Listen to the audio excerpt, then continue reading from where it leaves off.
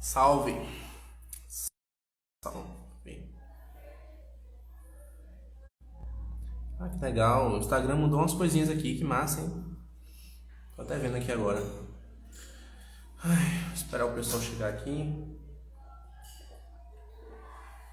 Sejam bem-vindos, meus caros. Estão chegando. Quando vocês estão chegando aqui, eu tava olhando no Instagram e colocou umas paradinhas legal. Boa noite, meu caro Orlando. Boa noite. Sejam todos bem-vindos, né? Hoje, cara, eu passei o dia inteiro aqui me preparando para essa live, porque realmente Santa Catarina de Sena, acho que foi a primeira santa que me chamou a atenção, uma história extraordinária, incrível, tá? Eu fico assim embasbacado, fico besta, como as pessoas não conhecem a vida dela, de tanta coisa boa que tem. Mas hoje vocês vão saber pelo menos um pouquinho, tá? Seja bem-vindo, meu caro Matheus, Carlos, sejam todos bem-vindos. Vocês estão chegando agora, a gente tem só um minutinho de lives, vocês estão acostumados comigo. Vocês sabem que eu fico pelo menos uns 5 minutos esquentando para o pessoal vir chegando, para o pessoal se acomodando. Então, esses 5 minutos, você que vai ficar aqui comigo até o final, já decidiu, falou, quero ouvir essa live, quero entender melhor sobre a vida dessa mulher, dessa leiga incrível dos problemas da Idade Média. Pronto. Printa essa live e chama os seus amigos, manda no grupo de WhatsApp, manda no Telegram, manda no Instagram, vai lá rapidinho. Só vou começar a live em 5 minutos, a gente tem um até agora, tá? Então, por enquanto, vou só no pessoal, vou falando algumas coisinhas aqui, vai chamando a galera pra gente participar, tá? Pra gente ter aqui um público legal, porque muita coisa que eu vou falar aqui é importante para tudo, para compreender melhor a história da igreja, para você saber falar um pouco, né? Sobre os professores que falam, mas teve tal papa, teve não sei o que, saber como responder um pouco. Então é isso. A Laís perguntou, vai ficar gravada essa live? Olha, o meu objetivo sempre é gravar as lives, mas não aconteceu só uma vez, tá? Da gente estar no meio da live e o Instagram cortar a live e a gente perder. Por exemplo, a nossa live sobre Gênesis e mito, tá? A primeira parte a gente perdeu. Já era, entendeu? E foi a melhor parte que teve da live. Foi a parte que a gente chegou no ápice, assim, a gente falou de tudo que tinha de falar, tá? E aí no meio cortou e a gente perdeu a live. Ele deu um bug aqui, não sei se foi um bug ou se o Instagram derrubou a gente. O algoritmo captou uma palavra que não deveria ser dita. E aí foi o problema. Então meu objetivo é gravar e deixar a live gravada. Inclusive botar no canal do YouTube. Porque eu sei que tem muita gente que gosta de assistir live no YouTube. Eu mesmo sou um desses. Live de Instagram, assim, eu só assisto ao vivo, tá? Gravado é muito difícil, eu acho uma plataforma bem ruim para assistir coisa gravada, mas é questão de gosto, né? Então eu pretendo sim deixar gravado. Então sejam todos bem-vindos. Novamente aqui agora a gente tem 3 minutinhos, estou aquecendo aqui, tá? Para o pessoal chegar, para o pessoal se aconchegar, para chamar os amigos, entendeu? Né? Importantíssimo vocês chamarem os amigos, vocês divulgarem, tá? Porque o Instagram tá derrubando, como o Matheus falou aqui, tio Zuco tá nervoso, tá mesmo, entendeu? Tá nervoso, o tio Zuco tá insano, entendeu? Tá insaníssimo, porque não sou só eu, mas vários influenciadores, vários produtores de conteúdo católico têm reclamado que, de fato, o Instagram tá reduzindo muito o alcance. Graças a Deus aqui, o alcance só tá sendo reduzido no feed, mas nos stories, pelo menos tá normal, tá mais tranquilo, né? Mas não sei até quando vai ficar. Boa noite, Áurea, sempre aqui uma pessoa sempre presente aqui na nossa live, seja bem-vinda, né? Eu tô naqueles 5 minutos iniciais em que a gente está só dialogando, conversando, entrando no clima, né? Eu sou assim, minha inteligência é assim, vai esquentando a partir do momento que eu vou falando, que eu vou dialogando, que vocês vão respondendo, tá? Lembre-se, as perguntas, eu sempre respondo perguntas no final, tá? Então no final eu vou abrir perguntas, se teve alguma dúvida, deixa anotado aí, ou deixa gravado, e no final a gente pergunta, né? Então, no final a gente responde, perdão, né? Bom, a base do que eu vou usar tá aqui, tá? Minha biblioteca católica, essa biografia maravilhosa. Inclusive, olha, eu só entrei para minha biblioteca católica por causa de Santa Catarina de Sena. Esse foi o primeiro box que eu comprei deles. Eu não tenho os boxes anteriores, eu só tenho esse aqui, né? Então, é sensacional. As cartas dela, eu tenho as cartas dela completas em e-book.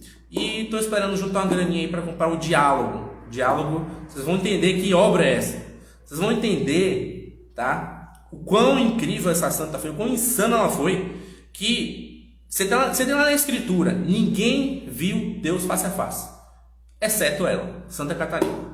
Deus deu a ela uma graça especial para conversar direto com Deus Pai, tá? Com a primeira pessoa da Santíssima Trindade, tá?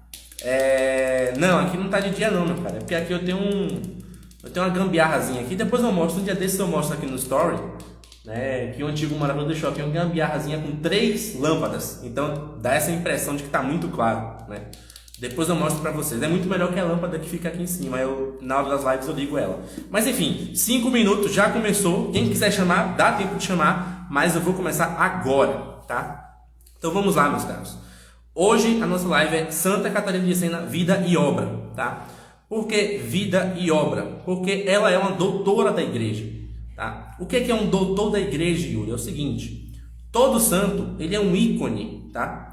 Ele é uma porta de manifestação da ação divina no mundo, certo? Então toda vez que a igreja canoniza alguém, ela está falando, olhe para a vida dessa pessoa, que ali você vai encontrar manifestações divinas reais, e você vai aprender como manifestar essa presença divina na sua vida, em algumas ocasiões, tá? Então, o santo ele já tem essa importância. O doutor é o seguinte, o doutor, ele pega aquilo que ele aprendeu, que ele vivenciou, tá? E escreve uma obra, tá? Transcreve uma obra. Então, essa é a importância do doutor da igreja. Na igreja você vai ter vários doutores, você vai ter, por exemplo, doutor da oração, Santo Afonso. Não, perdão, doutor zelosíssimo, Santo Afonso. Por que zelosíssimo? Porque ele era zeloso pela doutrina, era um catequista admirável. Você vai ter doutor Melífluo, São Bernardo de Claraval. O que é que significa melífluo? Melífluo significa boca de mel. São Bernardo era o cara que era assim, ele vivia dentro do mosteiro, quando ele saía, ele voltava com 30 pessoas no mínimo para entrar no mosteiro dele. Para você ter noção, entendeu? Então ele saía pela Europa, voltava com 30, com 300, enfim. Então, esse é o primeiro ponto, né? Meu padrinho perturbando aí, perguntando o que é isso. Vai assistir a nossa live lá com o Walter, a gente já fez uma live de 2 horas sobre isso aí. Mas vamos lá. Então, Santa Catarina é santa e doutora. Então nós vamos falar só da vida, vamos falar da obra dela, porque a obra dela tem a nos ensinar, tem a nos demonstrar. Mas Santa Catarina, ela não é uma pessoa fora do tempo. Ela nasceu no momento da história, nasceu no tempo. O que é que estava acontecendo na época de Santa Catarina? Tá? Talvez muitos de vocês não vão até se surpreender com as coisas que você disse aqui, vão achar, não, esse Yuri tá maluco, né? Ele tá querendo atacar a igreja, porque não é isso. De fato, houve um período na história da igreja, que foi um período tristíssimo, que ocorreu o famoso cisma de Avignon. O que foi esse cisma de Avignon? É o seguinte, havia um rei com manias megalomaníacas na França. Por quê? Porque você teve na França um rei santo chamado São Luís IX. Ele foi santo de fato, foi canonizado e tal. Ele foi canonizado muito tempo depois, mas a vida dele era santa. As pessoas sabiam que ele tinha uma vida santa. Era perceptível você olhar para ele e falar, esse cara aqui com certeza ele é santo. Com certeza ele está no céu. E aí o que aconteceu? Por ter um rei nessas condições, os reis que vieram depois, eles criaram uma mania de achar que santidade era algo passado por sangue. Então, nossa, olha, tem um santo aqui na nossa casa real, tem um santo na minha família, olha essas coisas, isso aqui, né? Isso foi gerando uma série de sujeitos megalomaníacos. Um desses sujeitos megalomaníacos chamava-se Felipe IV, Felipe o Belo, tá? O apelido dele, olha o apelido que ele escolheu para si, o Belo, né?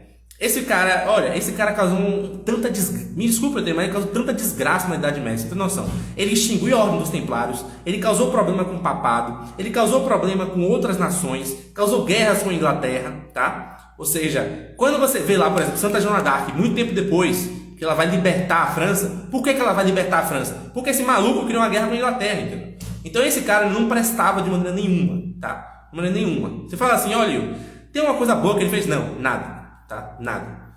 Então o que acontece? Esse cara inventou de querer sequestrar o Papa. Ele inventou de que o Papa tinha que estar na França, em Avignon, e não em Roma. Tá? Aconteceu o quê? Um Papa que cobrou, que que comprou a briga dele. Eu não vou me lembrar o nome do Papa agora, tá? Mas esse Papa, ele estava meio idoso. E ele comprou a briga, ele bateu de frente. Não, o Papa tem que estar aqui, você tem que obedecer a Roma, para aquela briga entre igreja e império. Só que aconteceu o seguinte, ele morreu, tá? Ele morreu. E aí, o Papa que veio depois era um Papa mais fraco, um Papa mais, sabe? E ele acabou aceitando sair de Roma e ir para Avignon. Claro, tinha uns problemas sociais em Roma. Você teve peste negra, ou seja, você teve problemas econômicos, o povo com... Roma era o Brasil hoje. Roma era o Brasil hoje. Ninguém queria assumir aquela batata quente para poder tentar ordenar as coisas, tá? E aí o Papa viu que era mais conveniente e foi para lá, foi para Avignon, tá? Nisso aí, o que já era ruim começou a ficar muito, mas muito pior. Ou seja, Roma, sem o seu principal administrador, que era o Papa, foi ficando mais perigosa, mais desestabilizada politicamente, tá? Mais desestabilizada espiritualmente, tá? Esse movimento gerou uma treta horrível com os franciscanos, certo? Os franciscanos começaram a atacar o papado, dizer que esse papa não é isso, que esse papa não serve, que o papa tem que estar em Roma, que tem que ser aquilo outro, pá. E o papa vinha de lá e excomungava franciscano e dava de frente com os franciscanos, não. Tinha teólogos defendendo a permanência do papa em Avignon. Foi uma crise assim generalizada, tá? No começo foi isso aí. Santa Catarina de Sena nasce nesse problema. Quando ela nasce, está acontecendo exatamente isso. Tá? Inclusive, Gregório XI, exatamente, perfeito, Gregório XI. Tá? Inclusive, na época dela, tinha uma outra santa, chamada Santa Brígida da Suécia, que já estava batendo de frente com o Papa. Para fazer com que ele saísse de Avignon, da França, e voltasse para Roma. Eu vou pegar aqui uma descrição, está nessa biografia aqui também, tá? Vão ser duas descrições. A primeira descrição é com relação à sociedade da época, como é que ela se encontrava. A segunda descrição é com relação ao embate de Santa Brígida com o Papa, tá?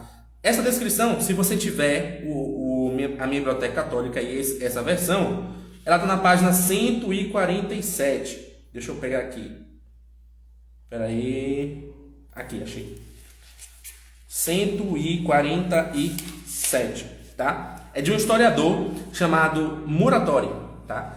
O nome desse livro que a historiadora utilizou chama-se Fragmenta Historiae Romanae III, tá? Ou seja, é uma história romana fragmentada, uma história que ele vai delineando alguns pontos. E olha só o que ele fala o seguinte: o puro e simples poder havia tomado o lugar da justiça, não havia respeito à lei, nenhuma proteção à propriedade privada, nenhuma segurança individual. Peregrinos que vinham rezar nos túmulos dos apóstolos eram assaltados.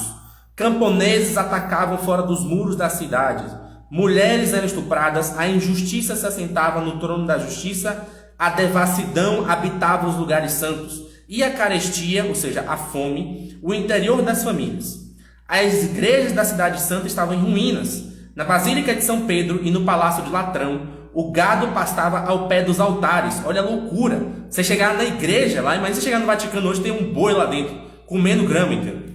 Era essa a situação que se encontrava. Por quê? Porque o Papa não estava em Roma, o Papa estava na França, tá? Então, o fórum se tornava em horta ou em toca de animais selvagens. O fórum é a parte da justiça, tá? Os obeliscos egípcios eram derrubados e esmagados e seus fragmentos queimados junto com resquícios de paredes e destroços. Como resultado da ausência dos papas, guerras e inimizades entre pequenos grupos aconteciam ilimitadamente. Daí se seguiram a confusão geral e o despovoamento. Ou seja, as pessoas começaram a sair de Roma. Roma ficou muito deserta, muito mesmo. Só ficava em Roma quem não tinha condições, tá? Mas as pessoas saíam, iam para outras cidades ao redor, iam para outras nações, inclusive, né? Ia para a França. Daí se seguiram a confusão geral e o despovoamento. E os grandes poetas de que outrora Roma se orgulhava penduraram suas harpas nos salgueiros e irromperam nos lamentos do profeta. Como está abandonada a cidade outrora tão povoada, assemelha-se uma viúva grande entre as nações. Isso ele está citando os poetas. Então, esse era o estado de Roma. Era uma decadência social e espiritual gigantesca, tá? No entanto, é nesse meio que nasce um santo, tá? Mas, como eu falei, havia o confronto entre Santa Brígida e o Papa. Santa Brígida estava há anos tentando trazer o Papa para Roma. E ela não conseguia. Ela tinha, claro, assim, Santa Catarina ela também era um pouco colérica. Não sei o temperamento dela, tá? Eu tô falando colérica no sentido de ser uma pessoa impulsiva, de ser uma pessoa altiva, tá? Ela não era uma donzelinha de porcelana. Não, muito pelo contrário. Mas ela também não deixava de ser feminina, tá? Mas Santa Brígida era muito mais ainda, é muito mais. Olha o que Santa Brígida vai falar quando o Papa morre. Olha só o que ela vai falar quando o Papa morre. Aqui está na página 268, tá? Cadê, meu Deus? Não, peraí. 288, perdão. Página 288. Desculpa-me. Vamos pegar aqui, página 288. Descrição de Santa Brígida. Cadê? Não, tá errado. Enfim, depois eu pego essa descrição. É o seguinte. Ela chegou, o Papa morreu, tá? E ela falou: bendito seja este dia, mas não seja este Papa, tá? Depois eu até faço uma postagem com relação a isso. Mas ela tinha um atrito tão grande com o Papa, porque ele estava abandonando Roma, estava deixando os cidadãos na miséria, a igreja estava numa confusão gigantesca. Mateus, eu não sei dizer se o temperamento dela era colérico ou não. Sei que ela tinha uma personalidade muito influente. Então pronto, vamos entrar agora em Santa Catarina. Ela nasce nessa confusão, tá? Nasce nessa confusão. E aí, o que acontece, tá? Primeira coisa, Santa Catarina, ela foi a 25ª filha. Isso mesmo, ela foi a filha de número 25, tá? Dos Benincasa. Os Benincasa eram uma família muito conhecida na região ali de Siena, tá? Que eram comerciantes. Eles eram comerciantes, se não me engano, de tecidos, tá? Mas eles cultivavam vinho, porque geralmente, antigamente, se utilizavam vinho para poder pintar os tecidos, certo? Para poder fazer o tratamento dos tecidos, etc. Então eles davam com os 2 ramos na parte de vinho e os tecidos. Ela não era uma pessoa pobre. Ela não era uma pessoa assim, sei lá, desprovida de bens materiais. Não. Ela era uma pessoa que realmente tinha certas posses, tá? E o pai dela era comerciante, tinha até influência em questões políticas, né? Ou seja, como eu falei, Roma estava sendo um poder político central. E aí toda a Itália ali, toda aquela região da Península Italiana, aquela bota, desestabilizou. E muitas famílias com essas posses viraram nobres, né? Começaram a ter influência política, começaram a querer causar intrigas. Cada uma dessas famílias tinham exércitos pessoais. Então imagine a loucura que é, entendeu? Então era um poder muito descentralizado, muito desorganizado, tá? E aí a família de Santa Catarina tinha essa noção. Santa Catarina, ela era filha de Tiago Benincasa, comerciante, e Lapa Piagente Benincasa, tá? Lapa foi o grande problema de Santa Catarina a vida inteira. Lapa, a mãe dela, tá? Porque o que acontece? Com 5 anos, Santa Catarina, ela começa a ter êxtases. Ela começa simplesmente vai descer as escadas, ela começa a levitar. E aí as pessoas começam a perceber isso, né? Ela começou a simplesmente buscar fazer penitências, jejum, né? Às vezes até apelava para a flagelação, autoflagelação, comunhões, etc. Com 5 anos, ela estava indo para a missa, os irmãos dela indo, então ela estava indo assim, tipo assim, um lugar, uma espiralzinha, tá? Para subir assim, uma espiral. E aí ela subindo, quando ela olha para o teto, quem é que ela vê? Ela vê Jesus com a tríplice coroa, aquela coroa papal, aquela tiara papal, né? Jesus com aquela tiara papal, São Pedro, São Paulo e São João, né? E aí Jesus acena para ela assim, bem levemente, e o que acontece? Ela fica presa no êxtase. Depois daquilo ali, ela começou a buscar essa vida mais intensa. E ela se decidiu, falar, olha, desde sempre eu não vou ter nenhum relacionamento, nenhuma casa, nada. Eu vou simplesmente me dedicar a vida a Jesus, tá? A Jesus. Só que o que acontece é o seguinte, né? A família dela não gosta disso, principalmente a mãe, tá? E aí o que a mãe dela faz? Para colocá-la de castigo, fala o seguinte, olha, você não vai mais dormir sozinha, tá? Você vai dormir com seus irmãos agora, certo? Tinha vários irmãos dela que já tinham saído de casa, já era casado, tá? Já estava em outras situações. E, além disso, você vai ser obrigada a fazer todos os deveres domésticos. E o que ela faz? Ela aceita, tranquilamente, ela aceita aquilo ali, tá? Como prova de amor a Deus. E os anos vão passando e ela fazendo tudo isso, tá? E no meio dos seus afazeres, daí que vem a famosa frase dela. Se você for pesquisar, uma das frases mais famosas dela é a seguinte: olha, se você não consegue se retirar para rezar no sacrário, para rezar com retidão, você deve rezar no sacrário que há no seu coração. Ela teve essa percepção de que Deus estava dentro dela, né? De que Deus habitava dentro dela e que ela poderia se comunicar com Ele interiormente, entende? Então esse foi o primeiro ponto, assim, tá? Ela era muito assim, ela encontrava meios, subterfúgios, tá? De conseguir fazer de conseguir ter uma intimidade com Jesus. Tá? Uma das leituras que ela era muito afeiçoada eram as leituras das lendas dos padres do deserto. Aqueles que eu já falei aqui várias vezes, que eu já trouxe vários posts para vocês, tá? E ela fica admirada quando ouve o exemplo deles, que simplesmente se retiravam e iam para o deserto. Só que como ela era muito pequena, o que acontece? Ela não consegue, tá, sair mais, ir para mais longe, né? Aí chega um certo momento que ela vai visitar, acho que uma irmã dela, que era casada, morava um pouco mais distante, ela começa a ver os lugares mais distantes da casa dela. E aí nisso ela consegue dar uma escapada, foge para algum lugar, encontra uma gruta e fica lá, né? E aí tá todo mundo procurando Santa Catarina. Cadê essa menina? Meu Deus do céu! E ela estava dentro de uma caverna, lá em êxtase, rezando a Jesus, né? Então essa espiritualidade dela de se fazer como Jesus, de estar dentro da multidão e do nada se retirar para rezar, é propício dela, é muito fundamental isso na vida dela. Isso acontece em vários momentos, né? Tanto que quando ela vai entrar para a ordem, ela decide entrar não para uma ordem segunda. O que são as ordens? O que é a ordem segunda? Tem algumas ordens que têm uma delimitação hierárquica, onde você tem a ordem primeira, que é a ordem dos padres, ou seja, aqueles que são homens que vão se ordenar a ser padres ou freis, tá? Você tem a ordem segunda, que são a ordem das religiosas, das freiras, e você tem a ordem terceira, das leigas. Exatamente. Santa Catarina era uma mulher igual a mim e você, leiga na igreja.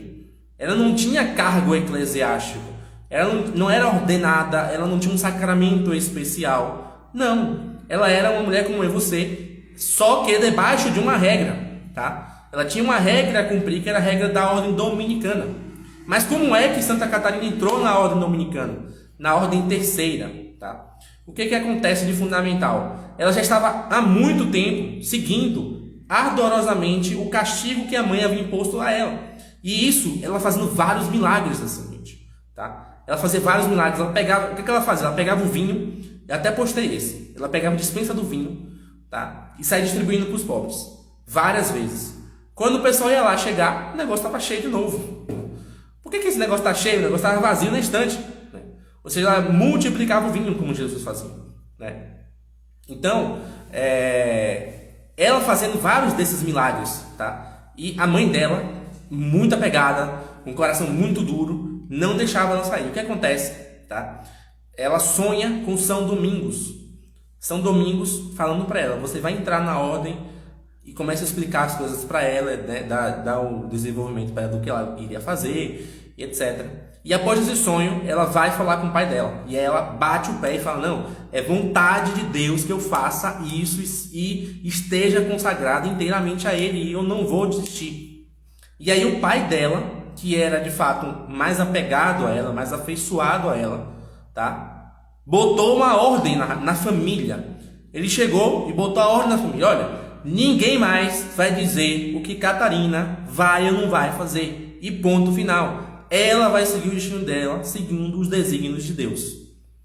A partir daquele momento, Santa Catarina entra na ordem dominicana, na ordem terceira. E aí é que ela começa todo o apostolado público dela. Porque até então, quem conhecia ela eram as pessoas mais próximas, tá? Eram as pessoas mais próximas, pessoas que iam à missa dela, sabia dos dons extraordinários dela. Sabe por quê? Porque ela ia comungar, e aí você tá do lado dela, e você ouvia... E você ficava: o que é isso? Se fosse hoje, você ia falar: isso é um helicóptero, talvez. Ou deve ser algum motor de carro. Não era. Isso era o coração dela batendo para poder receber a comunhão. As pessoas que estavam do lado ouviam isso, né? E aí ela ia receber a comunhão e ela entrava em êxtase. Imagina você tá na missa, do lado você olha pro lado e tem uma pessoa voando assim. Muitas pessoas gostavam, mas a maioria se escandalizava. As pessoas se escandalizavam muito. E aí o que aconteceu? Um dos episódios mais famosos da vida dela. Ela vai comungar, o padre nega a comunhão para ela. Não, você não vai comungar não, tá? Porque você tira a concentração da igreja inteira, ninguém presta atenção nesse negócio, tá? As pessoas ficam sem saber como lidar, entende? E eu não vou te dar comunhão. E não deu a comunhão para ela. Ela, o que ela faz? Abaixa a cabeça e reza. Quando ela faz isso, vem um anjo, toma a comunhão do padre e dá a comunhão para ela. Isso todo mundo viu. Ou seja, o padre queria evitar escândalo, ele criou um maior ainda, né? Ele criou um maior ainda, ou seja, era melhor ter ela só ela voando lá dentro da igreja do que aparecer um anjo para dar uma comunhão para ela, né? É assim, ela tinha uma unidade mística com Jesus incrível, tá? Incrível, tá? Mas, aí, por exemplo, vem a tentação do Mateus, ó, quero ser como ela. A gente pensa assim, olha, eu quero ser como ela, por quê? Por causa dos dons. Eu quero ter esse negócio assim, tipo, o anjo me dá uma comunhão, tal. Olha, ela recebia essas coisas, gente. Sabe por quê? Porque ela tinha vida intensa, interior. Olha o que eu falei desde o começo, desde 5 anos, ela fazia jejum, ela dava esmola, tá? Teve um episódio na igreja, ela chegou lá, tinha um senhor pedindo para ela algumas coisas, né? E ela falou, olha, eu não tenho nada para te dar aqui. O que é que ela fazia? Ela pegava as roupas velhas dos irmãos e dava para os mendigos.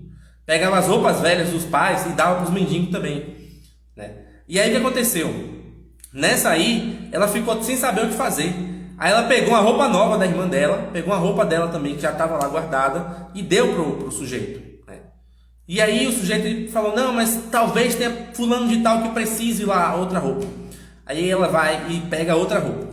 O que acontece? Quando chega de noite, aquele mesmo mendigo aparece para ela na oração e fala, olha, eu não era nenhum pedinte, eu era Jesus, estava testando a sua caridade. E por você ser caridosa, tá? Por você ser caridosa, eu vou te dar esse dom aqui. Eu vou pegar esse trecho aqui, esse trecho é muito bonito, tá? 79. Aqui, olha só. Numa ocasião, encontrava-se na igreja quando o mendigo se aproximou. Era um homem jovem, com a aparência de pouco mais de 30 anos, tão maltrapilho que estava quase nu, em pleno inverno rigoroso da Toscana. Catarina pediu-lhe que fosse à sua casa, dizendo que logo seguiria e lhe daria algumas roupas. Mas o pedinte era insistente e repetiu que estava morrendo de frio. Ele parecia tão miserável que Catarina foi vencida pela compaixão. Cuidadosamente, deslizou as mãos por debaixo do seu hábito, afrouxou sua roupa interior e deixou-a cair aos pés. Toma isto, disse. Porém, o pedinte não ficou satisfeito. Obrigado, mas também preciso de uma túnica. Catarina respondeu que, naquele caso, ele precisaria à casa dela, e ela lhe encontraria algo. Deixou o mendigo esperando junto à porta, enquanto remexia às pressas o quarto dos homens, e veio com uma túnica e um par de meias que pertenciam ao pai. Mas o rapaz ainda não se satisfez. Não há mangas na túnica que me deste, sinto frio nos braços. Catarina replicou polidamente, não te incomodes, espere um pouco, pois voltaria quanto antes. Porém, desta vez, só encontrou um vestido que pertencia à empregada. Até a roupa da empregada ela estava dando para os caras, entendeu? E vocês aí, não quer dar uma moeda pro sujeito na esquina ali, pro cara que está no farol, entendeu? Mas vamos lá. Pendurada atrás da porta. Com divina confiança, como Tomás Cafarini o relata, ela cortou as mangas e levou-as ao mendigo, que disse, agora me ajudaste generosamente, mas no hospital tenho um amigo que está num estado tão ruim como o meu. Preciso que me des algumas roupas para ele também. Aí, 99% das pessoas vão falar, cara, você está abusando já, então. Já te dei a roupa minha, interior, íntima, já te dei a roupa do meu pai, já te dei os pedaços da roupa da empregada, entendeu? E o que é que você quer mais? Você quer também para outro cara que está lá, entendeu? Mas não, o que é que ela faz? Novamente, Catarina revistou a casa, mas dessa vez não encontrou nada, a não ser outro vestido da empregada, o qual não se atrevia a pegar. Todavia, quando retornou, o mendigo sorriu e disse, agora sei que és caridosa, não te importunarei mais, fica com Deus. Acabou aí? Não acabou. Ela vai dizer, na noite seguinte, enquanto Catarina rezava, Jesus lhe apareceu vestido com a mesma túnica que ela dera ao mendigo, porém agora brilhando, repleta de ornamentos. Ele lhe disse, filha, ontem tu vestiste minha nudez com esta túnica, e agora serei eu a vestir-te com ela. E apresentou-lhe uma túnica vermelha como o sangue e ofuscante como a luz. Toma esta nobre vestimenta, invisível a todos os demais e visível somente a ti, e, no entanto, de grande utilidade e valor, pois te abrigará do frio, até o dia em que, junto com todos os santos e anjos, será revestida da honra eterna e da glória celeste. Cara, isso aqui é o santo, entendeu? Veja, ela foi testada até o final da caridade dela, até o final, e ela não deixou de dar e de tentar ajudar aquele sujeito.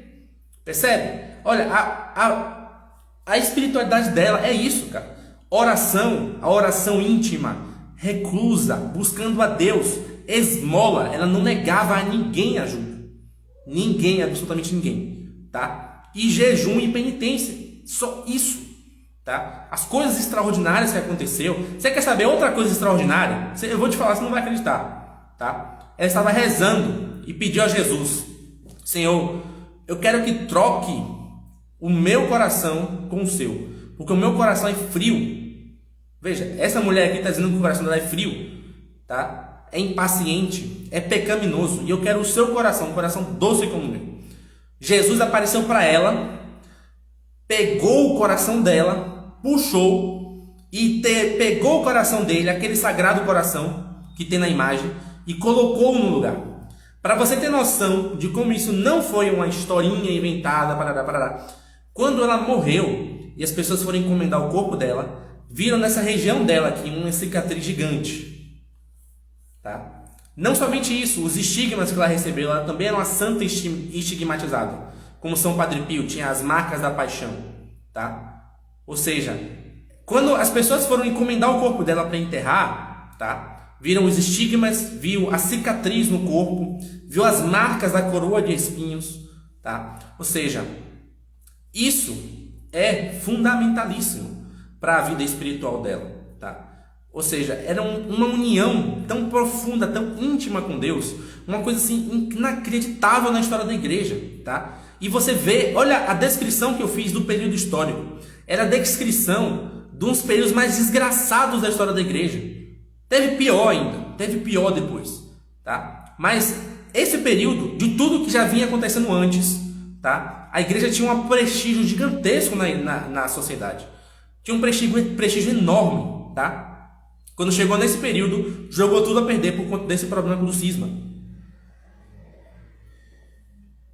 E aí, Santa Catarina começa a fazer. Os momentos mais destacados dela é na peste negra, tá? Ou seja, ela começa... O que era a peste negra, tá? Era uma doença que as pessoas tinham, às vezes, umas púrpuras, umas... como é que eu posso dizer, meu Deus? Enfim, uns abscessos bem grandes assim, sabe? No corpo, preto. E tipo assim, olha, hoje, quando você tem uma bactéria, uma infecção, qualquer médico bom, ele vai te indicar você tomar antibiótico.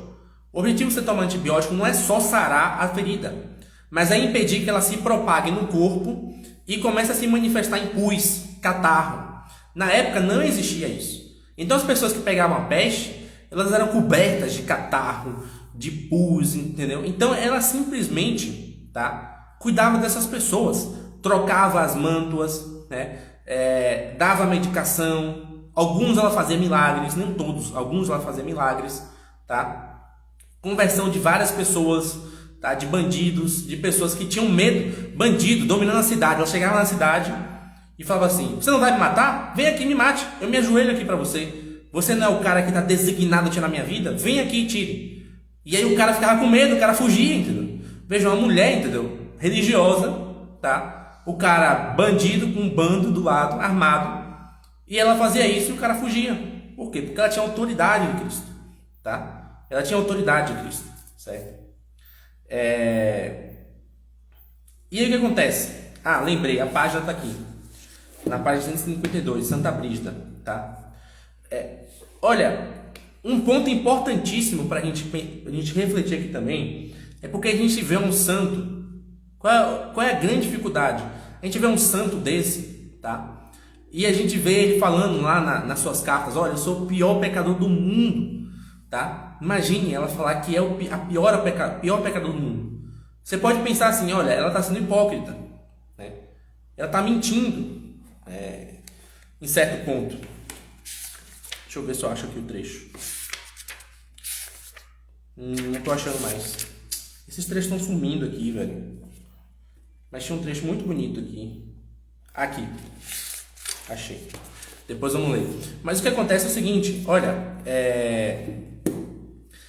a gente pode pensar assim, olha, o santo está sendo hipócrita. Porque a hipocrisia também é um pecado, meus caros. Tá? Olha, se você chegar e falar assim, olha, eu sou o maior pecador do mundo, você de fato tem certeza que você age nessas condições? Que a sua consciência ela está conformada a essa verdade? De tal forma que nas suas atitudes, nas suas penitências, você busca fazer isso ou é algo momentâneo? Mas isso não acontece com os santos. Porque, olha, ela não foi santa do nada. Ela teve um período, claro, ela recebeu muitas graças de Deus. Deus elegeu ela. Por que Deus elegeu ela? Tá? Nos diálogos, Deus Pai vai falar, tá? Que ele já estava de saco cheio, estava cansado. Porque a igreja estava cheia de gente erudita, gente que dominava a doutrina, gente que entendia tudo, tá? Mas que não tinha um pingo de caridade. Não tinha um pingo de caridade, de amor para ele, de devoção para ele. Era uma vida católica fria, tá? Uma coisa focada só no conhecimento. Olha, o conhecimento não é ruim. Tanto que a própria Santa Catarina, eu falei que era analfabeta, não era isso? Com 30 anos de idade, o que aconteceu? Ela tentava aprender a ler para poder... Por que ela queria aprender a ler? Ela queria rezar o breviário. Ela não conseguia rezar. O breviário, para quem não sabe, é aquele livro da liturgia das horas. Que tem lá a liturgia das horas, todo dia para a pessoa rezar. Ela queria rezar aquilo, mas não tinha como ela rezar porque ela era analfabeta. E ela começou a aprender com um frei, amigo dela. Só que não adiantava, ela tentava aprender e não adiantava, tentava aprender e não adiantava. O que aconteceu? Deus foi lá e deu a graça para ela. Ela aprendeu a ler do nada, sozinha. Sem nenhum apelo à técnica. Claro, é uma graça. Nem todo mundo está disposto, consegue receber essa graça, né? A gente tem que buscar fazer, ela mesma buscou, em certo sentido. Tá? Só que o que acontece é o seguinte, olha, as pessoas naquela época estavam voltadas para isso. Eu falei, olha, o Papa saiu de Roma, foi para Avignon. Aí os teólogos, na mania de querer ser uma pessoa, não, vamos ser um carinha legal, vamos ser não sei o que, aquilo outro, etc. Começavam a escrever teses defendendo que o Papa tinha que estar lá. Mas isso é mentira, o Papa não tem que estar lá, o Papa tem que estar em Roma. A sede da igreja é em Roma, não é na França, né? Então faltava essa caridade, faltava esse ardor, né? Faltava esse amor pela igreja, tá? E era o que Deus Pai elegeu ela, colocou ela nesse patamar para que ela conseguisse demonstrar isso para as pessoas. Tá? O livro dela, os diálogos, são revelações dela com Deus Pai. Sabe quantos santos na história da igreja teve esse privilégio? Pouquíssimos. Dá para contar nos dedos. Tá? Uns 5, 4, 3, não sei. Né? Então, ela teve um contato direto com Deus Pai. Algo que os santos só vão ter geralmente quando morrem. Tá? Então, esse é o primeiro ponto. Essa é a primeira coisa que a gente tem que entender. Quando eu falo, algumas vezes eu falo aqui, as pessoas às vezes levam até com um certo distanciamento. Não, olha, a fé nós temos que aprendê-la, de fato temos que estudá-la, temos que pegar o catecismo, conhecer a vida de um santo desse aqui, ler, reler a vida dele, entender, parará. Mas olha, se você não chegar e praticar e não querer ser só, não, se você é só mais um cara aqui que está fazendo as coisas que a igreja pede, beleza, você pode fazer, faz uma abstinência de carne, tá? Mas se você não começar a gerar em você, dentro de você, esse apego por querer agradar a Deus, não é fazer um jejum porque eu quero ter fervor, porque eu quero ser o cara que eu quero receber a comunhão de um anjo, porque eu quero, sei lá, ter o meu coração arrancado por Jesus. Não! Fazer para agradar a Deus é o primeiro passo, é o ponto inicial, né? Então, é isso que faltava naquela época. E aí Deus Pai elege ela, ergue ela, para que ela, como uma pessoa, né, analfabeta, uma mulher naquela época, né, que não tinha assim algumas coisas, mas no geral era muito difícil. Ela mandava carta para reis, mandava carta para bispos, mandava carta para o Papa. Ela mandou mais de 50 cartas para o Papa para ele voltar para Roma. Foram 50. E ele só voltou porque ela falou, tudo bem, você me disse nessa carta aqui agora que você vai voltar para Roma. Beleza, a gente se encontra em tal cidade.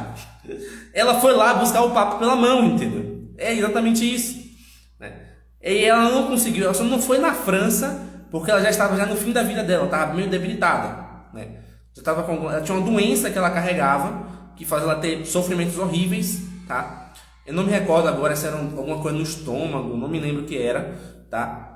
Acho que era no estômago, porque ela não conseguia se alimentar, ela não conseguia comer nada, tá?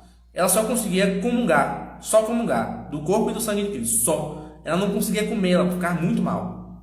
Mas Deus dava a ela graça para continuar agindo. Então ela só não foi lá na França buscar o Papa por conta disso, tá? Aí o que aconteceu? Esse Papa veio para Roma, e aí no conclave elegeram outro Papa italiano, não francês mais. Tinha tudo para ser eleito francês, por quê? Porque o Papa anterior botou um monte de francês dentro da Cúria Romana.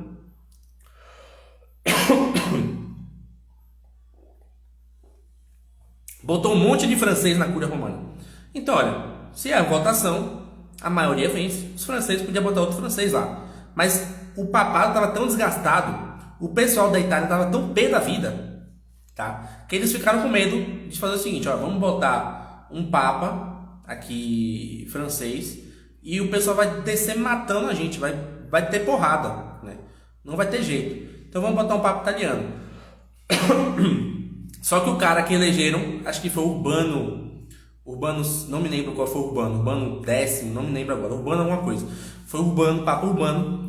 Ele era um cara muito irascível, muito mesmo. Ele não sabia lidar com os problemas. Ela chegou a mandar algumas cartas para esse Papa, né, exortando ele para ser paciente, para ser mais amoroso, para poder lidar com os problemas de Roma com mais tranquilidade. E simplesmente ele não ouviu, tá? E aí os franceses começaram a ficar irritados com ele. O que é que eles fizeram? Elegeram um segundo Papa na França. Então você tinha 2 papas na Europa, né? Então isso foi o cisma de Aviões. Santa Catarina estava no meio. Ela não conseguiu resolver esse problema, porque a vida dela se foi, ela morreu antes, tá? Mas pelo menos ela conseguiu trazer o Papa para Roma, que já tinha mais de 40 anos o Papa lá, né? Olha, se você for na Europa um dia, eu nunca fui, mas eu sei porque você estuda história, você sabe, né? Você vai aprendendo os fatos. Mas toda a Europa, todo lugar da Europa tem igrejas medievais, igrejas com caráter medieval, tipo igrejas góticas, neogóticas, etc. Em Roma não tem. Em Roma você tem ou a arquitetura antiga romana, do Império Romano, ou a arquitetura renascentista. Tem um vácuo de arte e espiritual em Roma. Por quê? Porque não tinha papa, não tinha administrador nessa época, tá? Não tinha pessoas ali voltadas para desenvolver, financiar essas obras ali, por conta desse problema. Mas aí é que tá, meus amigos. Por quê? Porque, olha, você vê, o cenário de Santa Catarina é caótico, tá? Eu não sei ainda o que é pior. Se é a situação que a gente tá, né, de dificuldades com liturgia, de pessoas muito fracas na fé, né, de às vezes sacerdotes que ensinam coisas contrárias à fé. Não sei se isso é pior do que você ter 2 papas dentro da Europa. Eu não sei. Às vezes eu tento pensar assim, será que isso é pior? Será que não é? Tento botar e a balança não vai. Mas é um cenário ainda assim caótico, crítico. Qual foi a solução, tá, que Deus encontrou para a sua igreja? A santidade. Qual é o papel dos leigos na crise da igreja? É buscar a santidade, tá? Passar isso para os outros, porque Santa Catarina ela foi santa, mas ela deixou um legado. Tinha pessoas que que estavam ali, certo? Aprendendo o que ela ensinou. Ela deixou preceitos para essas pessoas. Inclusive, uma dessas pessoas era a mãe dela, que era contra o apostolado dela, ao longo de muito tempo, né? Então, você vê, tá? Você vê que ela converte as pessoas, tá? Acho que foi o Papa, não lembro qual foi o Papa, acho que foi o Papa Pio X, não me lembro. Foi algum Papa Pio. Eu sou péssimo para gravar o nome das pessoas. Enfim, é isso.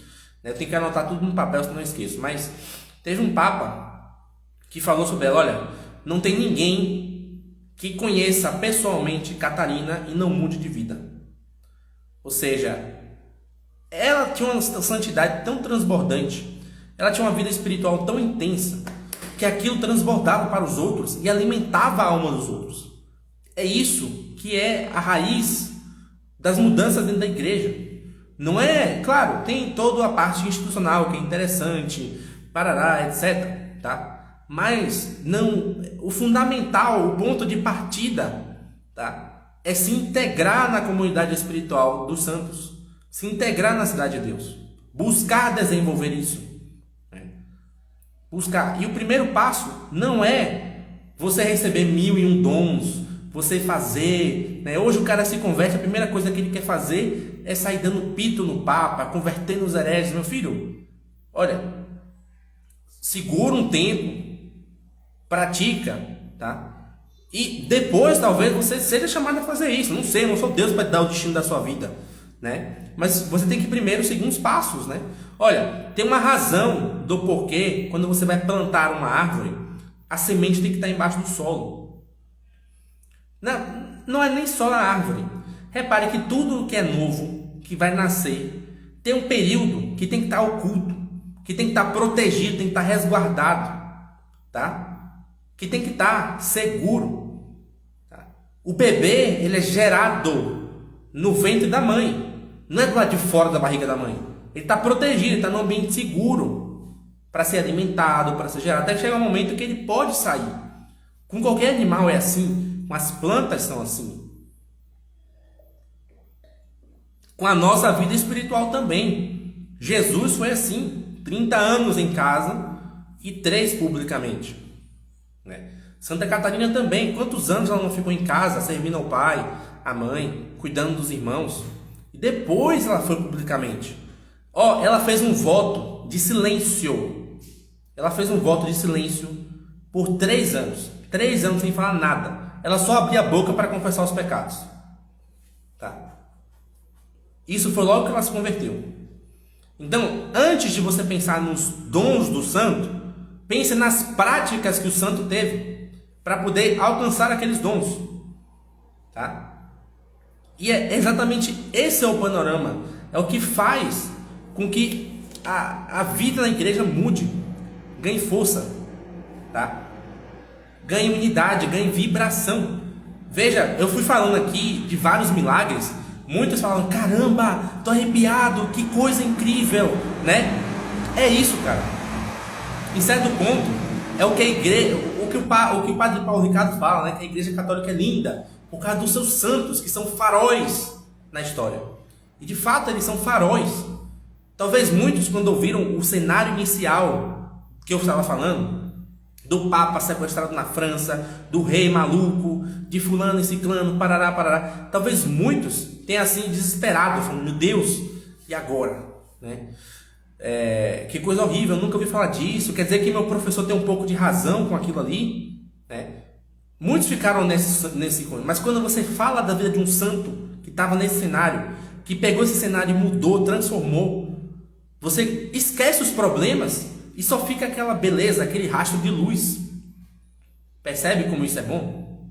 Tá? Então, eu acho que era isso o ponto que eu poderia falar hoje para vocês da vida dela. Tá? Eu vou abrir para perguntas também. Antes das perguntas, vou relembrar para vocês. Alguém me lembrou que para o calendário tradicional, Santa Catarina de Sena tem o seu dia litúrgico amanhã, dia 30, né? E aí nós vamos decidir, a nossa promoção especial dos e-books, nós vamos prorrogar até domingo. É domingo? Eu não sei, até dia 2. Até dia 2, tá? Eu não sei qual é o dia 2, se é domingo, se é segunda, terça, não sei, enfim. Qual é a promoção que é o quê? A gente está todos os trabalhos escritos, inclusive o guia prático que eu escrevi, tá? É com base nesse itinerário espiritual. Oração, jejum, esmola. Como é que faz oração? Como é que faz o jejum? O que é que os santos padres ensinam? Como é que dá esmola? O que é que eu posso fazer se não tiver dinheiro? Parará, parará, parará. Tudo lá, tá? Além disso, os estudos. Como é que eu estudo a fé católica? Por onde é que eu começo? Pronto, tá? O contra a ignorância, a gente está falando da Idade Média, está falando da Inquisição. Olha, não somente isso, tá? Eu vou te falar uma coisa. No contra a ignorância, a gente pegou vários santos e escreveu biografias de alguns santos. Mini biografias. Tá? Então tem vários conteúdos com relação a essa história da igreja. Tá? E a semana do Gênesis, que foi um pouco do resumo das lives e conteúdos adicionais que nós colocamos. Então tem alguns conteúdos ali, tá? Que o Matheus enriqueceu. Tudo isso por um valor único. Está lá no nosso feed, está no nosso link da bio. É só você acessar e você tem todas as informações que você precisar. Qualquer coisa manda um direct. Mas é isso. Nós resolvemos decretar que a promoção vai até o dia 2. Tá? Pronto. Então vamos lá. Tem alguém que fez uma pergunta aqui. Deixa eu ver aqui. Não fez pergunta não. Alguém quer fazer perguntas? Quem quer fazer pergunta? Quem quer falar alguma coisa, fazer alguma pergunta? Vamos lá. Enquanto eu estou beber água, minha garganta já secou aqui. Ai.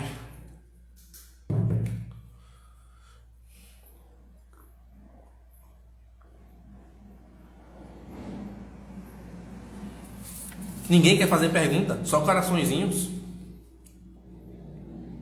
Então eu vou pegar aqui uns trechos que eu não li e vou ler para vocês aqui, tá? Esse trecho aqui que eu queria ler, a gente pode desenvolver um pouco mais. Na página 167, ele fala o seguinte, olha: o grande remorso que Catarina sentia por seus pecados vinha do seu conhecimento do que são, em verdade, a pureza e o amor absolutos. Quando se acusava veementemente de ter menosprezado a Deus, porque se deixara distrair por um momento ao ver um irmão passando na igreja, quando se reprovava amargamente por sua infidelidade, porque havia educadamente aceito o convite de alguns dominicanos para entrar e ver o mosteiro, quando sua intenção era recusar. Ou seja, a sensibilidade de sua consciência pode parecer exagerada, de forma a nos fazer duvidar se ela era realmente sincera quando se chamava às vezes de a pior dos pecadores. Se você for ler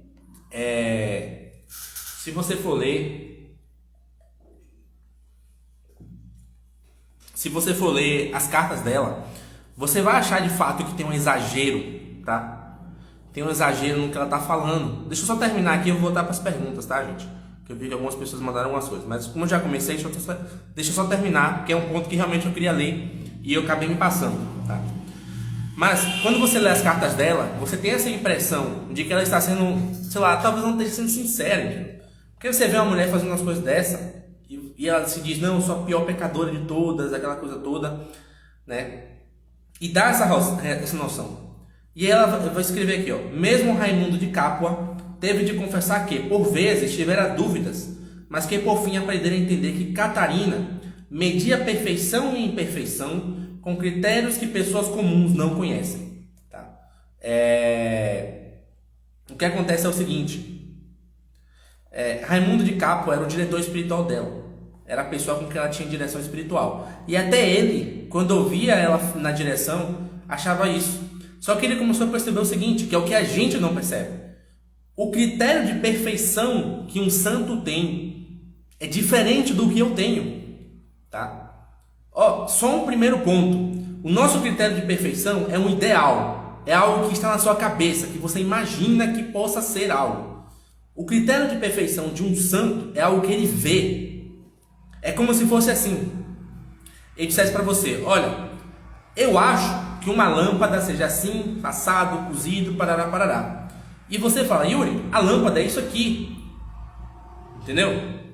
Há uma diferença de uma coisa ao qual você imagina, ao qual está apenas na sua consciência, e de uma coisa que você experimenta e vê com os seus próprios olhos. O santo, por estar ligado a essa perfeição da luz divina, o critério dele de erro e acerto é totalmente diferente, né? Tá? Muito mais aprofundado, muito mais acurado do que o nosso. Para você ter noção, mais uma história, só para terminar, deixar vocês com gosto. Tá? Alguém perguntou, que livro é esse? Esse é o livro, é a biografia dela, pela minha biblioteca católica. Tá aqui, tá vendo? Tem na minha biblioteca católica. Mas, ela estava cuidando dos doentes, tá? E sentiu uma certa repulsa do sujeito. Porque, claro, você estava limpando uma pessoa ferida, com pus. E ela só sentiu aquele nojo, sabe? Ela olhou pro cara e ficou com nojo. E ela falou, meu Deus, que coisa ruim que eu fiz. Ela pega a esponja que ela estava limpando o cara, espreme no balde e bebe o líquido da esponja. Para reparar aquele ato dela. De imediato, assim. Então, isso era o grau dela de perfeição. Tá? É por isso que ela recebeu esses estigmas, porque ela recebeu, etc. E tal, né? Tá. Sobre o coração dela, alguém perguntou aqui, tá? Se foi analisado, etc. e tal. Olha, eu não vi nenhuma informação relevante a respeito disso. Posso ser que eu tenha me passado, tá, em alguma outra fonte, certo? Mas eu não vi, até porque, assim, o autor é Sigrid Undset. Ela é, se eu não me engano, ela é dinamarquesa. É uma historiadora dinamarquesa. Ela se converteu fazendo essa biografia, inclusive, tá? Para você ver o quanto a vida de Santa Catarina tem uma importância. Deixa eu ver a tradução que tem aqui. Tradução... Deixa eu ver se eu acho aqui. Não tem, eu não tô achando aqui não.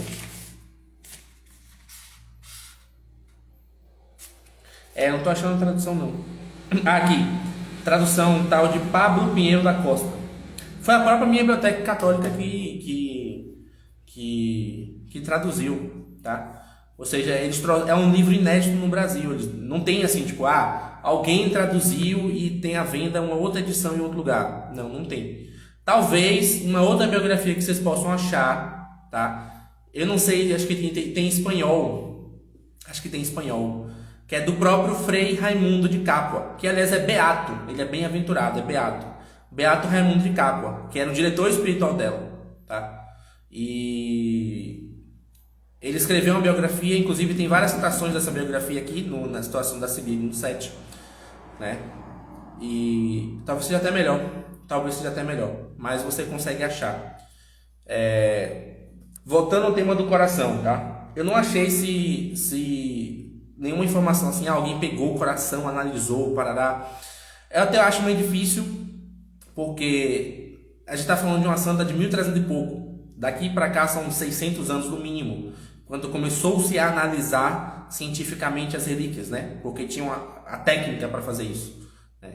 Então eu acho muito difícil que tenha sobrado alguma coisa do coração dela para ser analisado.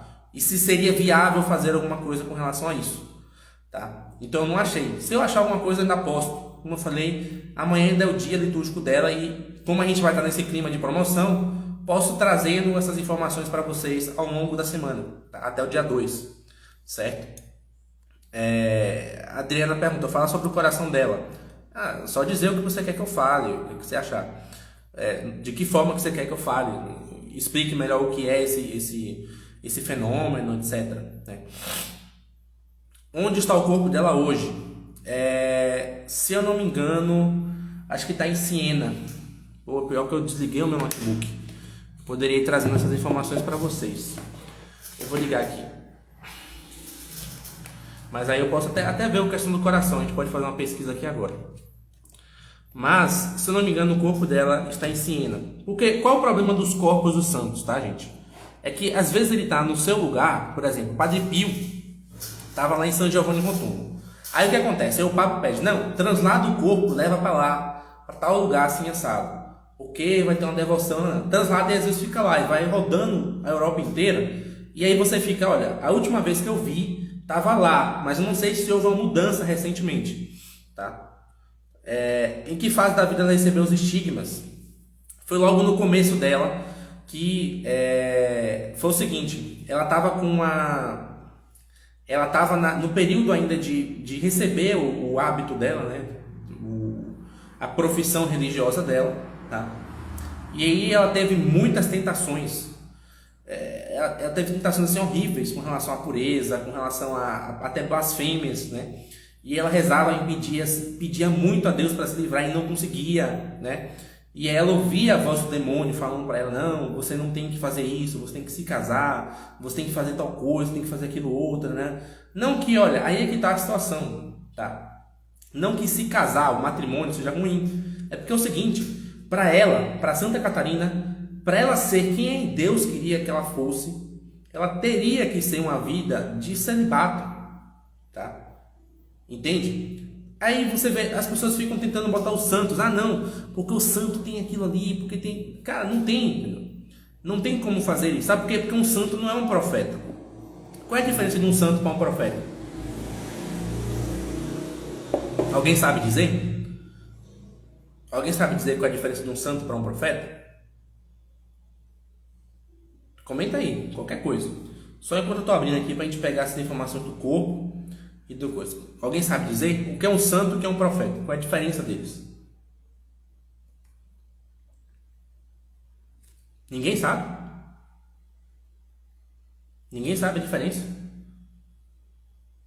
Ou ninguém quer arriscar? Tá todo mundo com medo. É o seguinte. Eu vou falar aqui o que é um santo. Primeiro eu vou falar o que é um santo e o que é um profeta. Tá? Aqui. É predestinado, escolhido. Olha, todos nós, em certo sentido, somos predestinados. Somos escolhidos. Tá? Nós somos chamados a Deus. Tá? Nós somos chamados a Deus para poder sermos santos, né? Que Deus só confirmar. Aqui, achei sobre o corpo dela, tá? Todo profeta é santo, mas todo santo é profeta. Você falou óbvio aí, né? Você falou assim, tipo, toda água molha e todo fogo queima. Guardião católico, tô com preguiça. O profeta anuncia, o santo só reafirma o que já foi dito. Pô, chegou perto. Foi o que chegou mais perto até agora. Um profeta determina um futuro. Em certo sentido, sim. Deixa eu ver aqui o que tem mais aqui. Os profetas são escolhidos por Deus. Olha, os santos também são escolhidos por Deus. E eu acabei de trazer Santa Catarina de Sena, ela foi escolhida por Deus Pai para poder lá. Ou você pode pensar, por exemplo, outro exemplo, São Francisco, né? Ele vai para a igrejinha, aí ele ouve a voz, vai e reconstrói a minha igreja. Tá, vamos lá, é o seguinte. O santo, tá? O santo é aquela pessoa, aquele sujeito que ele tem uma contemplação, ele tem uma vida contemplativa. O que é uma vida contemplativa? Olha, contemplação todo mundo tem. Você quer ver? Quando eu estava falando da vida de Santa Catarina, muitos tiveram aquela coisa, caramba, é verdade. Tipo, uma sensação assim, como eu não percebi isso? Que coisa incrível. Tipo, como se algo estivesse sendo destruído, uma barreira rompida. Isso é uma contemplação. Toda pessoa pode ter isso. Você pode ter isso até estudando matemática. Só que a diferença é que esse tipo de atitude não gera em você uma vida contemplativa. Uma vida contemplativa é quando o sujeito tem a possibilidade, tá, de por meio da sua intimidade com Deus, tendo essas quebras, esse desnublar da consciência, tá, em todo o resto da vida dele, ao tempo inteiro. É por isso que São Paulo fala, olha, orai sem cessar. Por que orai sem cessar? Porque ele está falando o seguinte, olha, tenha intimidade, unidade com Deus o tempo todo, tá? Só que é o seguinte, a pessoa que tem isso, ela não sabe o que ocasiona essas coisas. Ela não tem uma consciência correta, tá? Ela sabe o seguinte, olha, eu estou num estado elevado em que o meu órgão, a minha inteligência contemplativa está ativa. É por isso que o êxtase, o que é o êxtase que ela tinha? Ela fica parada, inerte, porque para tudo de funcionar. Todas as funções da alma dela para. Imaginação, memória, sentimento, reações, tudo que te aflige no dia a dia. Quando você está lá, acorda de manhã e você lembra de uma conta para pagar, e você fica, meu Deus, aquela coisa. Tudo isso some para ela e fica só a parte que conecta direto a Deus. Entendeu? Isso é o santo contemplativo, a contemplação. Só que ela está num estágio diferente. Quando ela volta para o seu estágio interior, se ela não tem uma vida prática, uma vida de oração, uma vida ascética, ela começa a ficar confusa. Porque a consciência dela não está preparada para entender como é que funcionam esses dois graus diferentes de operação. E é por isso que ela começa a ficar até um pouco escrupulosa, de certo sentido. Mas quando ela tem uma prática pessoal, ela começa a entender que algumas coisas que ela faz dão a ela mais possibilidade de ter esse êxtase. Tá? O profeta, o que acontece? O profeta também tem isso. Só que é o seguinte, o profeta ele tem a capacidade de, por meio da contemplação dele, gerar regras gerais para todo mundo.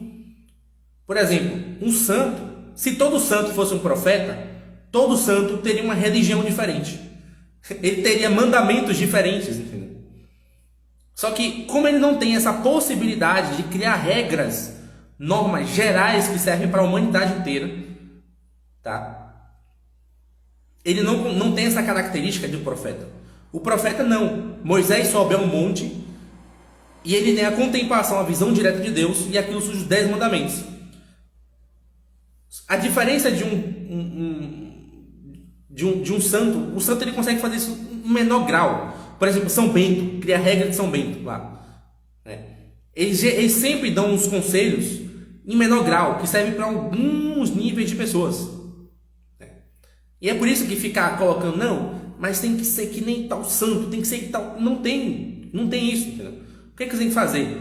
Por isso que um dos primeiros conselhos para o estudo, que está no guia prático, é, olha, leia muitas vidas de santos, muitas, assim, tipo, leia assim 100, 200, 300, entendeu?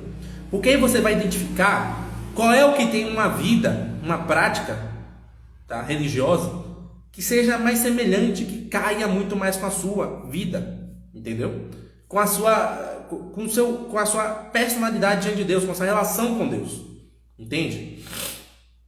Porque o santo ele não vai criar uma religião, ele não vai criar uma coisa que todo mundo vai seguir, se você não seguir vai para o inferno. Não, ele vai criar um modelo específico para que você consiga atingir esse grau mais elevado de contemplação, entende? Então esse é o primeiro ponto, tá? Essa é a diferença, tá? Olha, sobre o corpo dela, tá? Sobre o corpo dela, pelo que eu pesquisei aqui, o corpo dela está dividido, ou seja, é aí que eu falei, é o problema do corpo dos santos, tá? Manda para um lugar, vai para outro, vai para outro. Então vamos lá. Cadê? O corpo dela está dividido, ou seja, uma parte do corpo dela, a cabeça, está em Siena, na terra natal. O resto do corpo dela em Roma, tá? Na igreja de Santa Maria sopra Minerva. Então está dividido as coisas. Lembrei agora, perfeito. Agora lembrei porque está dividido. Porque foi o seguinte, quando ela morreu e foi ser enterrada, teve uma procissão pública, né?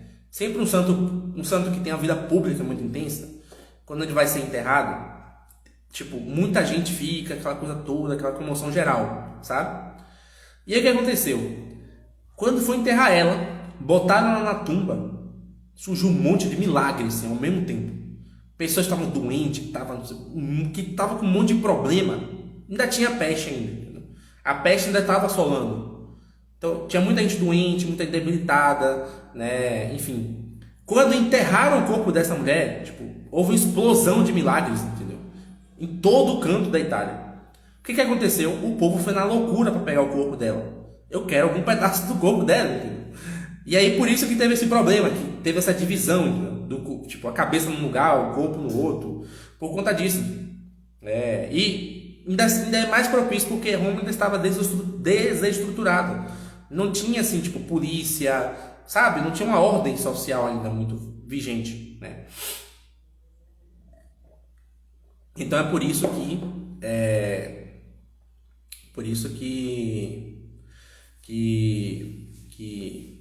tem essa divisão. O Guardião Católico falou assim: o profeta revela, santo apenas vive a revelação. Por isso João foi o último, depois disso foi o Espírito Santo com os apóstolos, enfim.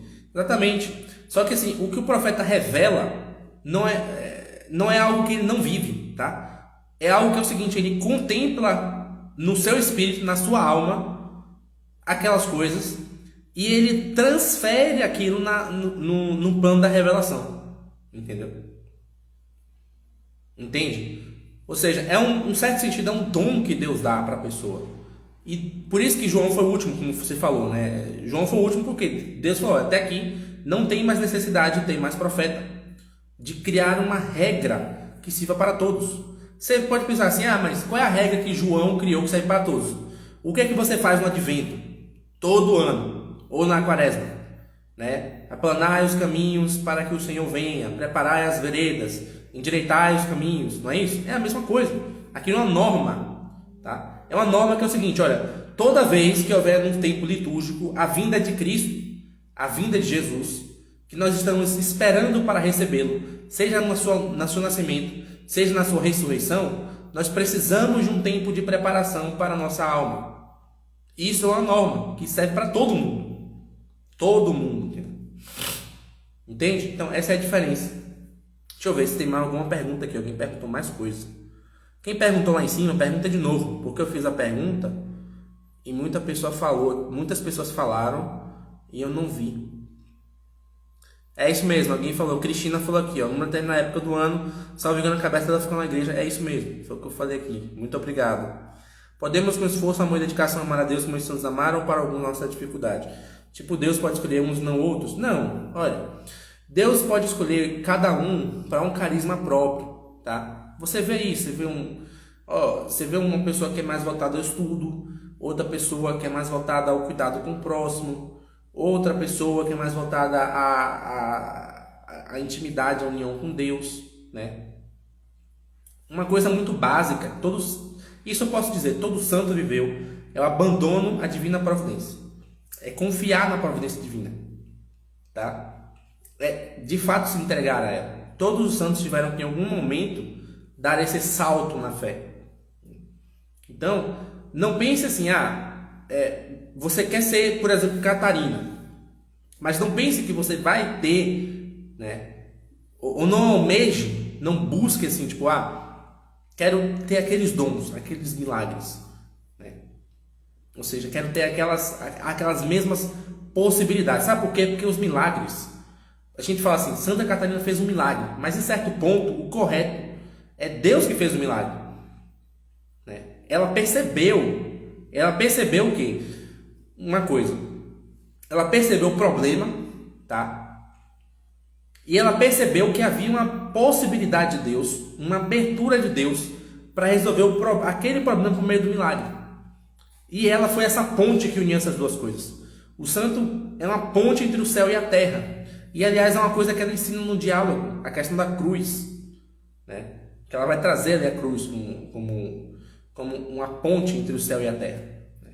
Então, como ela mesmo ensina, olha, a ponte do céu e a terra não são os dons em si, tá? Isso é uma causa, isso é um efeito de uma causa, mas a real ponte, a causa real disso tudo é a cruz. Então, esse é o primeiro ponto, aprender a amar os sofrimentos naquilo que Deus nos manda, né? Todos temos um chamado para essa grande santidade. O problema é que alguns vão ter essa vida intensa. Tudo isso que eu falei aqui dela é uma revelação da vida interior que ela tinha, né? Ou seja, você está tendo a possibilidade de conhecer o que é que acontece dentro de um santo, porque Deus está dentro de nós, tá? Então não pense, por exemplo, você vê um São José Maria Escrivá. Você não tem relato de São José Maria Escrivá fazendo milagres, né, eventos místicos. Não pense que por conta disso ele não tinha uma mística interior própria, onde ele conseguia conversar com Deus, observar Deus, contemplar a Deus, ter intimidade com Deus profunda. Ele tem isso. Só que, por que acontece? Quando você faz isso, não pense assim, eu vou ver essas coisas. Se eu visse um santo fazendo isso na minha vida, eu chegar, ter aquele entusiasmo. Você poderia até fazer isso. Só que não tem só isso. Tem a inveja, tá? Tem a ira, a raiva.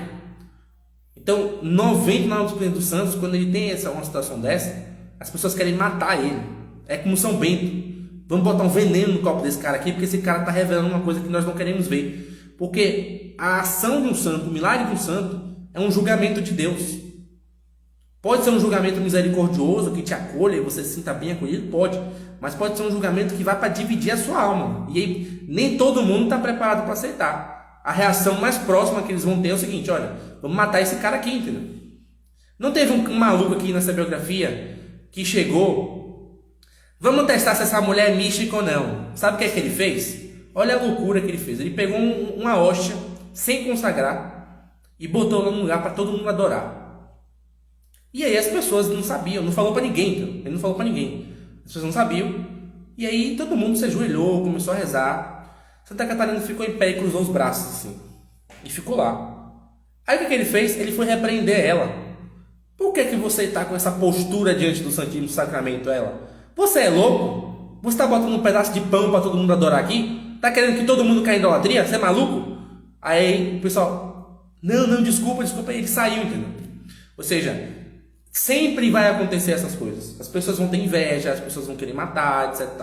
Então, os santos eles vão aprendendo a descobrir como ser mais discreto. Se você pegar o capítulo do Caminho de São José Maria, que ele fala sobre discrição, você vai ver que muito do que ele está falando é sobre isso. É você dar um rastro de luz e não passar despercebido, né? Isso pode se aplicar a gente? Pode. Mas muito do que ele está falando aí é mais para outros santos. Então, isso acontece. Também percebo que esse santo já tinha uma vida espiritual incrível desde criança. Isso é graça, né? Cara, não é tão louco, não podia alcançar essa graça. Por exemplo, Carlos Acuti, Maria Goretti. Todos eles são graça, é graça, entendeu? Muitos desses que alcançaram graças quando eram crianças. E aí vem a importância, gente, do matrimônio, da família católica. Muitos desses que alcançam essas graças quando crianças eram pessoas que foram criadas católicas, tá? Que tiveram instrução, que a família era católica. Olha, a gente está falando de uma família aqui que a mãe teve 25 filhos, tá? Pensa no grau de abertura à vida, numa época que não se tinha pré-natal, ultrassom, que eu falei aqui agora, teve peste, teve crise política, o Papa estava em outro lugar e a pessoa teve 25 filhos. Então, é uma pessoa católica de fato. Então, muitos deles já nascem com alguma educação, com alguma noção, rezando, indo à missa, né? Isso possibilita muito essas graças no começo da vida. A família do Beato Carlos Acuti, você vai ver também, Maria Goretti, todos eles são assim, né? Pronto, acho que eu já vi todas as perguntas lá para trás. Vamos ver se tem mais perguntas aqui. Deixa eu ver aqui. O que você acha do Beato Carlos? É beato, o que eu vou achar? Não tem muito o que eu achar, não. É uma história extraordinária, inclusive. Eu ainda não tive oportunidade de me aprofundar na história dele, mas é uma história extraordinária. Deixa eu ver aqui, Adriana. No filme sobre a vida dela, mostra que ela fica alguns dias sem coração, pois ela pedia a Deus um coração novo, fosse puro como um dele, assim o Senhor fez. Fiquei impressionado. Exatamente, só que assim, o filme está sendo bem... porque assim, os filmes católicos são bons, muitos filmes católicos são bons, mas muitas vezes ele tem uma tendência para querer humanizar os santos. Muitas vezes o diretor tem essas merda aí. Até porque muitas vezes também não recebe patrocínio, enfim, né? Tem toda uma problemática. Mas olha, o episódio foi o seguinte, ela pediu a Deus e foi uma coisa assim, direta. É um evento místico, entendeu? Eu pelo menos não me recordo. Eu vou reler essa biografia algum dia desses, assim, talvez traga mais coisas sobre ela ainda. Mas não me recordo de ter demorado tanto tempo assim, não. Ficou dias, não. Foi um momento que ela estava rezando e teve um evento. Como Santa Teresa d'Ávila. Santa Teresa d'Ávila teve a transverberação, né? A lança atravessou o coração dela. É uma flecha, na verdade. Então a mesma coisa. Podemos com esforço, amor e dedicação. Tá, eu já respondi essa. Já, Matheus. Eu subi lá em cima. Ler a vida dos santos depois praticar ou ao mesmo tempo? Olha, ao mesmo tempo, não tem diferença, entendeu? Porque assim, quando a gente fala de praticar, o que é? É você rezar, você dar esmola pro sujeito, fazer como ela fez aqui. O mendigo só faltou pedir o guarda-roupa dela, e ela deu. Quando foi ver, o mendigo não era o mendigo, era Jesus, né? Esse é o ponto. Então, vale a pena você praticar, entendeu? Amanhã é sexta-feira, de abstinência, né? De dedicar mais à oração, dedicar mais ao silêncio, né? Então, são essas coisas que a gente tem que estar um pouco mais atento, né? E isso não impede que você faça isso e você leia a vida dos santos. Não impede que você faça assim, ó.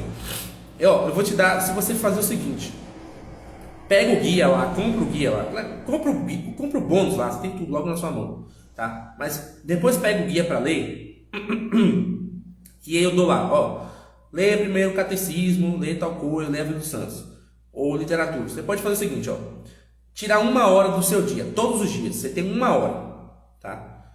E aí, no dia tal, na segunda, essa 1 hora eu vou dedicar para ler o catecismo. Na terça, 1 hora eu vou dedicar para ler a biografia de um santo. Na quarta, eu vou dedicar 1 hora para ler a Bíblia, a Escritura. Na quinta, eu vou dedicar 1 hora para ler, sei lá, eu vou ler o Contra a Ignorância, do Yuri, para entender melhor sobre a história da igreja, amar melhor a igreja. Pronto. Percebe? Se você fizer isso com constância e ordem, em um ano você tem conhecimento suficiente para fazer uma página melhor do que essa que eu estou fazendo aqui. Muito melhor. Muito melhor. Tá? Com mais conteúdo, com mais qualidade, com mais base. Sabe por quê? Porque a casa está fundada sobre a rocha. Entendeu? Não precisa de muita coisa. Nossa, 3 horas isso aqui. Não. Só 1 hora por dia. Ou se você quiser menos ainda, meia hora. Tá? Mas enfim. 1 hora por dia. Cada dia fazendo uma coisinha diferente. Pensa assim, um mês, entendeu? Você tá sabendo bastante coisa e tal. Você pode ensinar as pessoas, ajudar as pessoas ao seu redor, entendeu? Enfim. Que nem quando acusaram Jesus de expulsar demônios através de demônios. É exatamente isso, cara. Exatamente isso. O santo ele sempre vai revelar a face de Deus. Só que nem sempre a face de Deus vai ser uma coisa legal. Às vezes é um juízo bom. Pô, legal, né? Você sente a misericórdia. Às vezes é um juízo que vem para cortar sua alma no meio, entendeu? Juízo que eu estou falando aqui não é um juízo final, dizendo se você vai para o céu. Não. É o juízo seguinte. Imagine você pecando e Deus falando, ó, isso aí tá errado. A voz dele. É tipo isso, entendeu? Então o santo muitas vezes revela isso aí, entendeu? Revela essa outra face, tá? Ou humanizar demais ou mitificar demais. Exatamente. Um exemplo, tá? Eu assisti esses dias a vida de Santa Idelgarda, que é o Visões, né? Olha, Santa Idelgarda é outra que nunca estudou nada. Tudo que ela recebeu de conhecimento, ela escreveu, foi revelado por Deus, tá? Teve até uma treta no começo, se ela ia escrever, se não ia escrever, se podia. E aí, primeiro ela tinha aquele medo de novo que eu falei, lembra? O santo tem a contemplação, ele está num estágio elevadíssimo e muitas vezes não tem uma vida, né, ascética, não tem um conhecimento doutrinal muito profundo. E aí ele fica com medo de saber se aquilo é de Deus ou do demônio. Ela também tinha isso. Ela mandou uma carta para São Bernardo. São Bernardo falou, não, eu não tenho nada do que acrescentar no que você está falando, siga a vontade de Deus, faça tudo o que você tiver de fazer.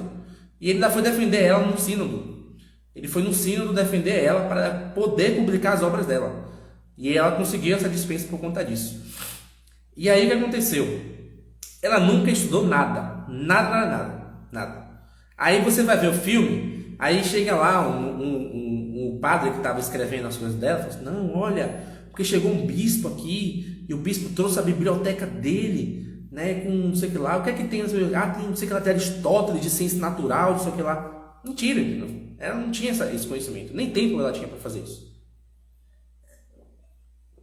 Na Lumen, não é na Lumen, é na Lumen.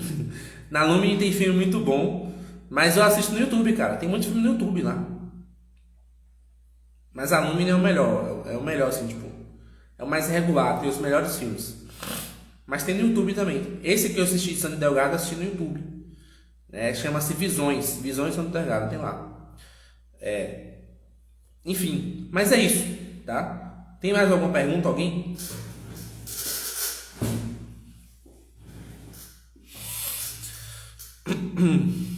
Porque minha garganta tá dando pau já.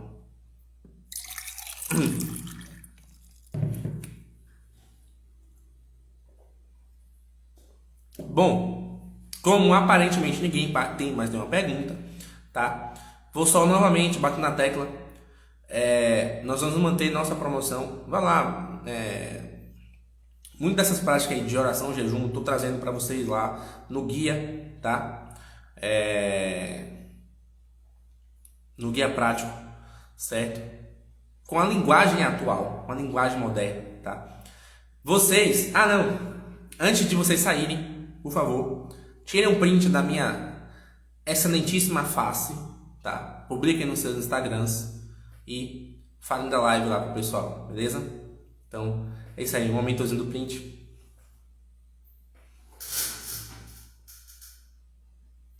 Pronto, quem tirou o print tirou, quem não tirou já foi. Minha cara feia já tá muito na vitrine para vocês, tá? Então é isso, pessoal.